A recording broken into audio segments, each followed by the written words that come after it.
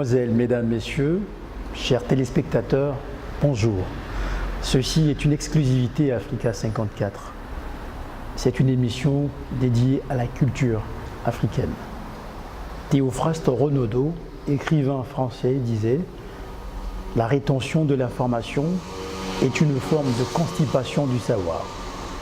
C'est pourquoi nous allons recevoir tout à l'heure un homme.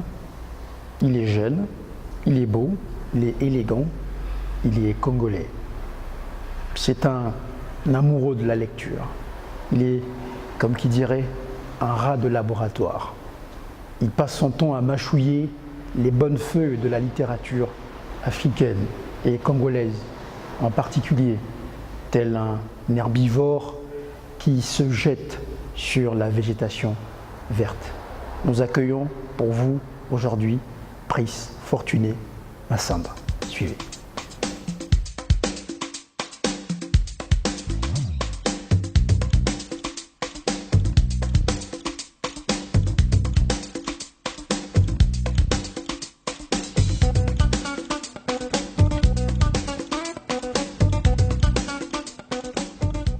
Brice, bonjour. Bonjour Van. Comment se porte la littérature africaine ? Eh bien, je dirais aujourd'hui que la littérature africaine, elle se porte très bien. Parce que, comme je pense tu as pu le constater, le lectorat en fait, africain s'est élargi surtout au niveau de l'international, d'une part. Et aussi, nous constatons que de plus en plus en fait, de lecteurs ne sont plus seulement que des Africains. Et il y a eu beaucoup de parutions, notamment au cours de cette année. Et surtout avec une meilleure visibilité suite à la dernière foire qui a eu lieu en France où d'ailleurs le Congo-Brazzaville a été mis à l'honneur. Donc je dirais que ça se porte très bien. Vos amis vous appellent Agip Recherche Congo. Pourquoi ? Vous êtes un rat de bibliothèque, c'est ça ? Oui, bon, on va dire tout simplement que c'est un surnom qui m'a été donné par mes amis parce que je passe quasiment la plupart de mon temps dans les librairies ou bien sur Internet à la recherche en fait des nouveautés, des nouveaux romans, de nouveaux des écrivains, la découverte de nouveaux styles littéraires. Donc c'est pour ça un peu que cette petite étiquette d'Agip Recherche me colle à la peau. Quel est selon vous le premier écrivain congolais ?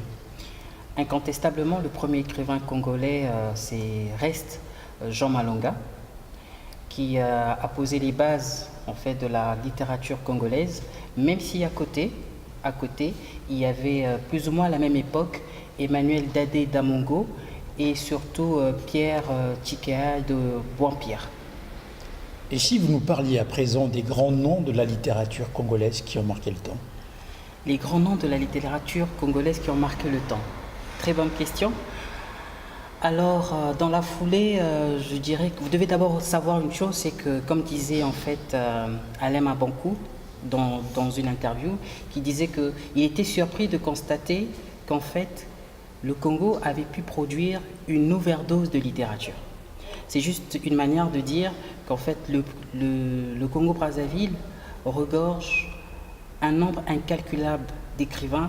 Et à ce propos, si je dois en citer quelques-uns, dans la foulée, à part Jean Malonga, j'en citerai surtout Guy Menga par exemple, Soni Laboutansi, Tchikaya Outamsi, Emmanuel Dongala, Wilfried Nsondé, Henri Lopez et bien entendu Alain Mabankou qu'on ne présente plus d'ailleurs.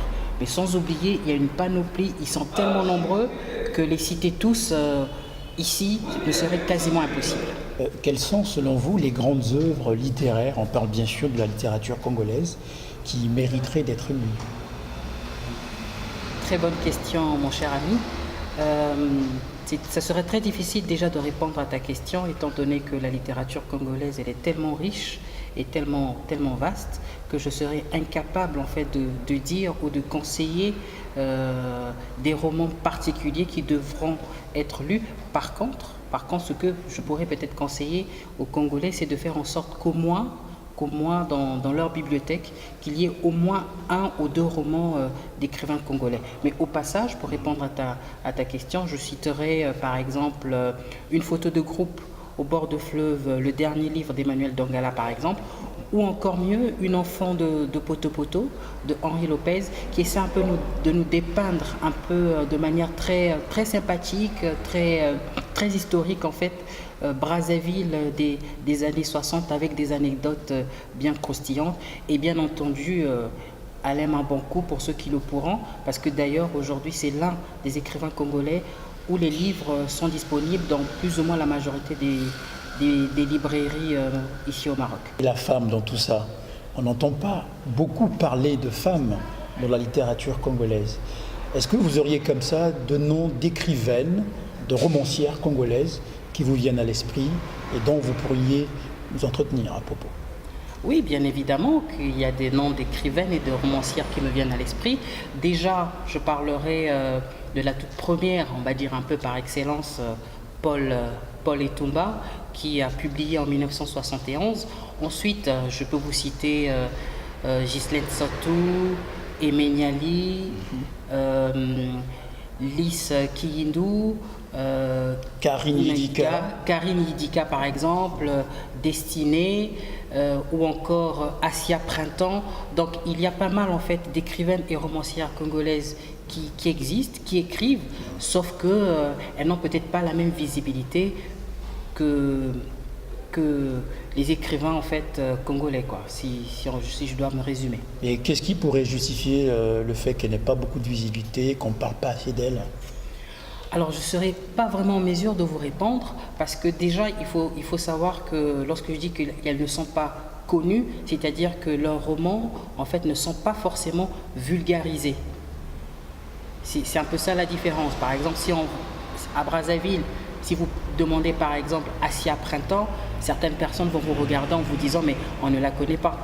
Donc c'est beaucoup plus, je pense, ça c'est un humble avis d'un simple lecteur, je pense que c'est beaucoup plus un problème de littérature de genre, discrimination peut-être, non? Je n'irai pas jusqu'à dire de la discrimination, c'est juste un problème de vitrine. Il faudrait juste en fait qu'on les mette beaucoup plus en avant. Parce que c'est sûr que lorsqu'il s'agira d'un écrivain congolais, l'impact ne sera pas le même que s'il s'agissait en fait d'une écrivaine par exemple ou d'une romancière. Donc maintenant après tout ça, ça dépend. Ça dépend. Je ne serai pas vraiment en mesure de répondre à cette question. Brice, vous écrivez vous-même. Sur quoi écrivez-vous en ce moment? Alors, sur quoi j'écris en ce moment? Déjà, il m'arrive bien évidemment d'écrire quelquefois des poèmes. Bon, j'avais fini un premier manuscrit qui est encore au frais. Là, j'ai entamé en fait un nouveau roman qui va essayer un peu de résumer ma vie ici au Maroc. Donc, je peux à la rigueur vous donner le titre. Le titre sera très simple, Mboté Salam. Et donc, il va un peu parler de la mixité culturelle entre le Congo et le Maroc. Et surtout, je vais un peu faire une autobiographie, parler un peu de ma vie lorsque je suis arrivé au Maroc, mais d'une manière très narrative, humoristique, en puisant un peu dans les différentes anecdotes avec tout ce que nous avons vécu dans notre vie estudiantine. Alain Mabankou est le premier écrivain à avoir été élu à la présidence de la chaire de création artistique au Collège de France, où le mois dernier, il a donné avec triomphe sa première leçon inaugurale. Le Collège de France est une institution prestigieuse que d'aucuns considèrent comme l'antichambre de l'Académie française. Que vous inspire cette célébration, cette consécration, déjà vous en tant que lecteur tout simplement, mais aussi en tant que Congolais, quel sentiment est-ce que l'entrée d'Alain Mabankou au Collège de France vous inspire? Déjà l'entrée d'Alain Mabankou au Collège de France pour moi a été un grand événement, déjà en tant que lecteur, parce que comme tu viens de le préciser, je suis un lecteur assidu en fait de ses œuvres, d'une part, et d'autre part une grande fierté qui frise un peu le chauvinisme parce que Alain Mabankou étant congolais, moi étant congolais, donc vous pouvez imaginer un peu la fierté que je peux avoir aujourd'hui et surtout l'honneur qu'il nous fait. Et sans oublier qu'aujourd'hui aussi Alain Mabankou risque ou bien est parmi l'écrivain congolais à avoir en fait à son compteur plus d'une dizaine de prix littéraires.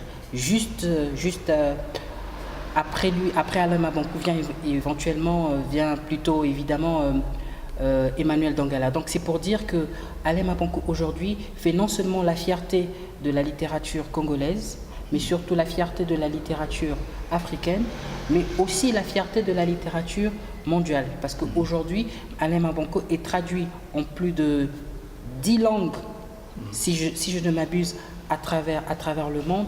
Tout récemment, je pense qu'il est allé en Afrique, plutôt en Europe de l'Est, pour pouvoir présider en fait à une séance de dédicace, étant donné que un de ses romans a été traduit, je pense, en tchèque. Donc tout ça, c'est pour vous dire que Alain Mabanckou aujourd'hui, je ne pourrais pas dire que c'est la référence, non, pas en tant que tel, mais il est aujourd'hui parmi ceux qui en fait portent très haut la littérature congolaise. Vous avez lu certaines de ses œuvres, parmi lesquelles on peut citer Vers cassé, Mémoire de porc-épic, Bleu, blanc, rouge, African Psycho, Demain j'aurai 20 ans, Petit piment. Lequel de ces romans vous a le plus marqué? Quel est votre préféré? Alors, je dirais que s'il y a un roman, mon préféré restera Vers cassé. Pourquoi? Parce que j'ai eu toutes les difficultés du monde à pouvoir lire ce roman, étant donné qu'il n'y a pas de ponctuation, à part la virgule. Donc déjà, ça a été un exercice très très très difficile, déjà, parce que comme il n'y avait pas de point, pour avoir un fil conducteur, c'était pas vraiment évident. Et bien évidemment, il y a aussi African Psycho, que je suis en train de lire d'ailleurs actuellement. Et il y a aussi Les sanglots de l'homme noir. Les sanglots de l'homme noir, que j'ai lu, relu, et que je ne cesse de lire. Et là, bien évidemment, j'attends avec impatience son tout dernier roman qui paraîtra en fait au mois d'août prochain, qui sera intitulé Le monde est mon langage. Ce 21 mai 2016 se tient à Rabat la première journée culturelle depuis des années de la communauté congolaise ici au Maroc. C'est une façon pour cette communauté de se retrouver et de célébrer en fait cette union qui a été mise à jour par une association commune qu'on appelle l'ACOM. Quel est votre message à l'endroit de vos compatriotes pour le 21 mai? Alors pour le 21 mai, mon message il est très simple. Ce sera tout simplement félicitations pour cet événement déjà historique déjà, bien sûr, qui aura lieu, parce que pour une fois en fait toutes les associations ont décidé de se réunir en une seule entité, ce qui est vraiment quelque chose de très important. Donc félicitations aussi en fait pour l'union retrouvée, et surtout j'espère que cette journée culturelle se passera très bien, dans des bonnes conditions, en espérant qu'il y aura dans le futur d'autres événements culturels où le Congo sera mis en avant ici au Maroc, parce que notre culture, elle est riche, elle est diverse, elle est immense, et nous avons beaucoup de choses en fait à présenter à d'autres communautés qui ne se limitent pas forcément à la culture. Il y a la musique, il y a d'autres domaines d'action. Donc pour cela, je dirais tout simplement Losako, bonne chance, et surtout Longonia pour la nouvelle association. Merci beaucoup d'avoir répondu à notre invitation. C'est moi qui vous remercie. Merci beaucoup, Van. À très bientôt. Merci beaucoup de Bronx. Voilà, c'était là une exclusivité Africa 54. Nous allons nous quitter sur cette citation d'Anatole France qui disait « La langue française est une femme ». Et cette femme est si belle, si fière, si modeste, si hardie, si touchante, si voluptueuse, si chaste, si noble, si familière, si folle, si sage, qu'on l'aime de tout son cœur et qu'on n'ait jamais tenté de lui être infidèle. Alors soyez fidèles, restez connectés sur Africa 54. À très bientôt.